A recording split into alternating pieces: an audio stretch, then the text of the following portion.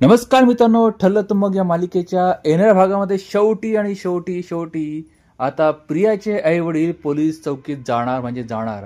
अर्जुन सायली त्या दोघांना पकडतायत, ते पण चक्क चोरी करताना. म्हणजे होतं काय, आपण आजच्या भागात बघितलंय की मैनावती आणि सदाशिवने एक प्लॅन केला असतो की घरात कोणीच नाही, या गोष्टीचा फायदा घ्यायचा. पण पूर्ण नाही आहे, पूर्णला आपण आरामात अडकू शकतो.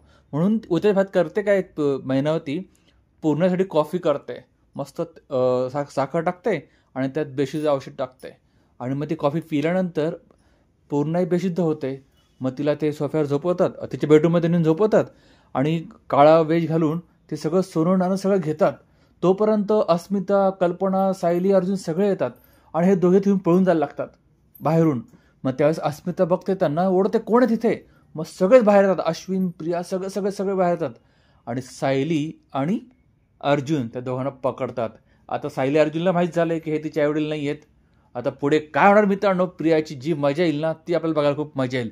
त्यावर चॅनल सबस्क्राईब करा, बेल आयकॉन प्रेस करा. तुम्हाला काय वाटतं पुढे काय होऊ शकेल कमेंटद्वारे कळवा. भेटूया पुढच्या भागात, तोपर्यंत काळजी घ्या.